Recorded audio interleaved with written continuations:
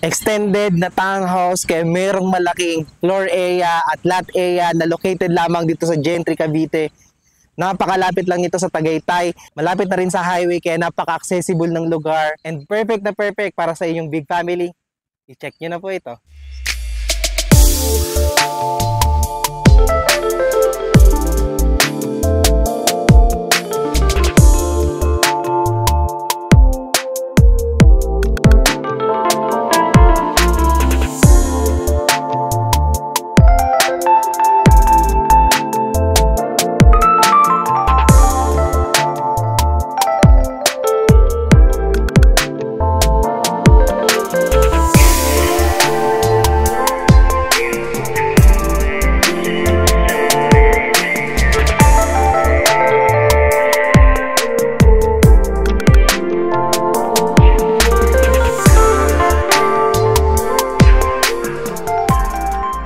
Good day mga ka-Your Homes! Nandito po tayo ngayon sa Panongyanan 1, General Trias, Cavite. And for today's house tour po, i-feature po natin ang isa po pong model unit ni Richdale West, ang Jasmine Extended.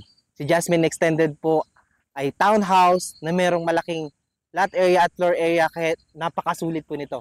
Pero bago po natin yan tignan, first, please make sure to subscribe sa aming YouTube channel and i-click nyo na rin po yung notification bell para whenever na mag-upload po kami ng panibagong mga YouTube house tours, maging updated po kayo dito at kayo rin po yung mga unang makakita.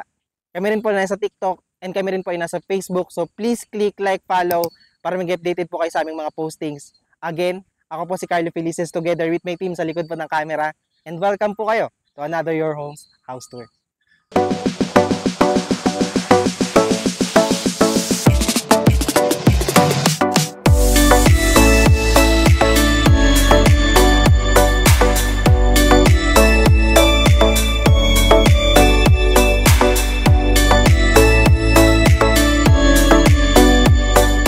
Si Richdale West po natin ay located sa Panongyanan 1, General Trias, Cavite. And at the same time po, meron po tayong 8.29 hectares sa phase 1 po natin. Meron din po tayong mga bubuksan pang mga ibang phase. At yun po yung mga abangan natin para sa mga naubusan ng ibang model unit po natin dito sa Richdale. At the same time po, napaka-accessible ng ating lugar. Pwede pong lakarin papunta po ng highway. Pag tayo po ay pakaliwa, yan po ay Pamanggahan. Doon na po yung mga landmarks natin. Pag kanan naman po, yan po ay Patagaytay. Around 20 to 25 minutes nandun na po tayo. Napakaganda po ng community po natin dito sa Richdale. At meron po tayong kompletong amenities. Makikita nyo po yun sa screen. So ngayon po, i-feature po natin ang kanilang model unit na si Jasmine Extended. Si Jasmine Extended po natin ay meron pong lot area na 71 square meter at meron din po silang 93 square meter sa ating lot area. Ang ating floor area naman po dito ay 78 square meter. Kaya po napakalaki po ng inyong space at marami po kayong magagawa. Siya po ay bare turnover, kaya po napakamura po nito sa kanyang model. And at the same time po, meron tayong provision for 3 bedroom. Meron po tayong 2 toilet and bath sa ground floor at saka sa second floor. Meron po tayong living area, may dining area, may service area po tayo. At kung mapapansin nyo po, meron po tayong parking space sa ating harapan. So ano pang hinihintay natin? Tignan po natin ang unit. So ngayon po, makikita po natin ang pagkakadesign natin kay Jasmine Extended. Ganito po na po ang ating pagkaka-turnover. Sa labas pa lang po, mapapansin na natin na napakalaki po ng ating spaces sa ating unit. At the same time po, kung mapapansin nyo, dito po sa harapan, laki po ng space. That is because tayo po ay 78 square meter ang ating lot area. So dito po, meron siyang shade po ng mga bato para po sa ating ilalim po ng bintana.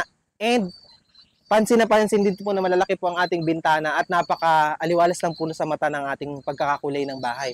Meron po siyang pagka-dirty white and malinis lang po siyang tignan actually, no. So ang kagandahan naman po dito sa Axia or sa project po ni Axia, in case po na gusto niyo pong magpa-extend or pa-renovate po ang inyong bahay, hindi po sila ganun kahigpit. At maganda po yung mga pwede niyong gawin or marami po kayong pwedeng gawing extension or renovation sa inyong bahay. So dito po mapapansin nyo, dito po yung ating space for the parking area.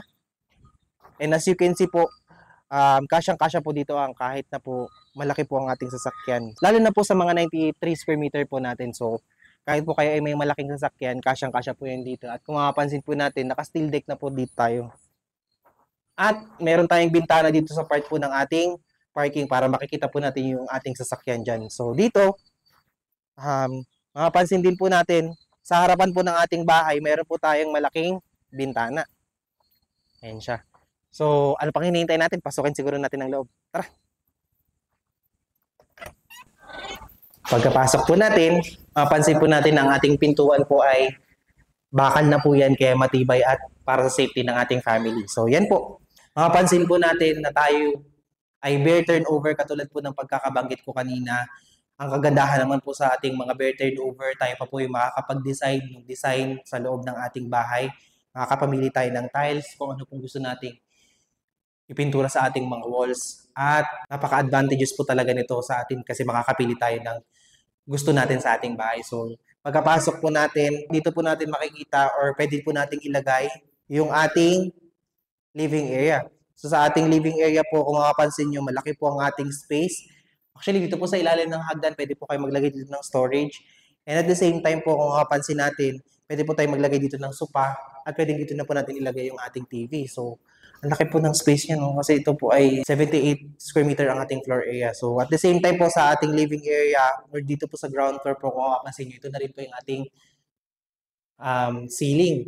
Naka-steel deck na rin po tayo. Mas matibay po kasi hindi na po yan binaklas kung paano po nila hinulmahan yan, ganyan na po yan. In case na gusto nyo po siyang palagyan ng kisame, pwede po yan. Pwede rin po yan na pinturahan na lang din po. So, ready na po yan at pangpatibay po yan ng bahay. So, isa po sa project po na ito na mapapansin natin, mayroon po tayong mga poste at biga. Conventional pa rin po ang pagkakatayo natin. Kaya po, napakatibay po ng pagkakagawa ng bahay at napakaganda pong bihisan. Alam po natin na matibay. So, dito po yung ating space for the living area again. Katabi po niyan is yung ating first toilet and bath dito po sa ground floor. And as you can see po, dito sa ating first toilet and bath, mayroon na po siyang kasamang tiles at kasama po yung mga fixtures po natin yan dito po sa ating toilet and bath. Meron na po tayong toilet, may lavatory, meron po tayong toilet paper holder, may soap holder po. So at the same time, meron po tayong ventilation dyan at PVC plastic door na rin po tayo. Ang difference niya lang po talaga ay wala lang po siyang finish sa walls at pintura. So yun na lang po yung mga minimal na ipapagawa po natin dito sa CR. Pero halos complete na po siya. Dito po katabi po ng ating toilet and bath, yung access po natin para sa ating service area. Hindi pa lang po natin tapos dito na finishan, pero ito po ay may finish pag tayo po ay tinan over sa atin ito. So dito po, kung mapapansin po natin, ang ating service area po ay pwede po natin paglagyan ng laundry area or kung gusto niyo pong maglagay pa po ng tambahin dito sa likod, pwede naman po yan. Yan po yung mga advantage nitong service area po natin. Marami po tayong pwedeng gawin po dito. Kung gusto nating extend yan, pwede rin po. Yan na rin po yung itsura natin sa likod ng bahay. So tara, pasukin po natin ulit ang loob. Dito naman po sa side po na to ay ang ating kitchen area. As you can see po, nandito na po ang ating kitchen countertop. Nakatiles na po yan.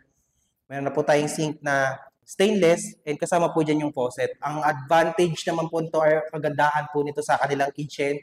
May malaki tayong bintana dito.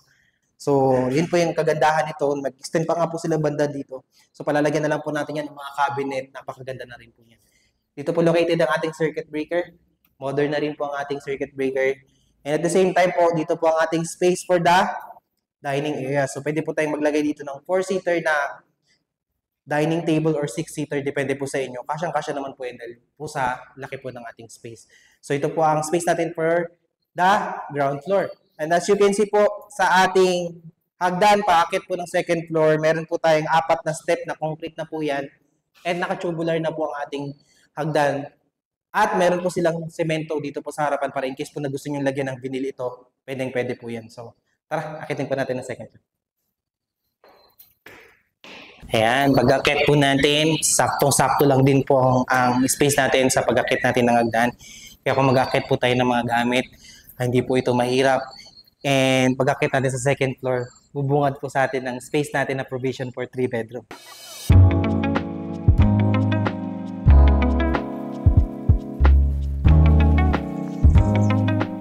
Kapansin-pansin po ang laki po ng ating space dito sa second floor. And makikita nyo rin po na nandyan po talaga ang ating mga biga at ang ating mga poste. Kaya po napakatibay po ng pagkakagawa ng bahay. Ganyan na rin po yung pagkaka-turnover ng ating ceiling. So lalagyan na lang din po natin yan ng kisame. Okay na po yan. So ngayon, kasama rin po sa ating turnover yung ating mga switches at saka yung mga ilaw. So, pagkalagay po natin ng ceiling, ikakabit na lang po yan at saka mga partition. At the same time, yung ating mga saksakan po yan, nakaready na rin po yan. And, as you can see po, pwede nyo pong gawin dito yung first bedroom nyo, pwede po dyan yung pangalawa, pwede po dito yung pangatlo, pwede pa po kayo magkaroon ng receiving area dito po sa space po na to. So, ang laki po ng space at marami po kayong magagawa dito. Kung gusto nyo nga po siyang extend paharapan, palikod, pwede nyo pa po yung gawin. Pero, dito pa lang po sa existing po natin na space ng Jasmine Extended, dami nyo na pong pwedeng gawin. So, again, this is the space for the second floor and nandito na rin po located yung ating second toilet and bath. As you can see po, same lang po siya sa toilet and bath natin sa first floor. Complete po ang pagkaka-turnover natin in terms of tiles ng ating fixtures at saka toilet, lavatory, ng ating toilet paper holder at saka ng soap holder. So, again, wala lang po siyang finish at saka paint dito po sa ating mga walls. May ventilation din po tayo dito at PVC plastic door na rin po ang ating pinto kaya po kahit mabasa siya, hindi po siya madaling masira. So, nakita po natin ang ating Jasmine model unit at kung ano po ang kanyang turnover. Pag-usapan naman po natin ang presyo. Tara. So magkano nga ba ang presyo ng ating Jasmine Townhouse Expanded na meron pong typical lot area na 71 square meter at floor area na 78 square meter? Ang ating total contract price po ay 3,080,000 at meron po tayong reservation fee po dito na 11,000. Sa ating pag-ibig computation po, meron po tayong monthly down payment na 11,000 for 20 months at meron po tayong monthly amortization na 17,774 for 30 years po yan. At meron po tayong required income po dito na 53,860 pesos. So in case po na hindi kayo pasok sa required income po natin, pwede naman po ang co-borrower dyan. Pag-usapan po natin yan sa inyong mga inquiries. At the same time po, kung meron po kayong mga further na katanungan po regarding po sa ating unit po na ito at gusto nyo po magpa-free tripping po sa amin, you can contact us sa number po na makikita nyo sa screen. And at the same time, sa aming Facebook page. Kaya kung kayo po ay naghahanap ng unit na meron pong malaking space dahil gusto nyo po ng marami pong pwedeng gawin sa bahay or meron po kayong malaking pamilya, i-check nyo na po ito. Napakaganda po ng location po ng ating project po na ito. At the same time, napakalapit din po nito sa ating mga landmarks at sa mga kailangan po natin sa pang-araw-araw. Extended na po siya, kaya po meron po tayo talagang malaking space at marami po tayong pwedeng gawin sa unit. Kung di pa po kayo nakasubscribe sa aming YouTube channel, please like, share, and subscribe na rin po para maging updated kayo sa aming mga feature na bahay na kagaya po nito.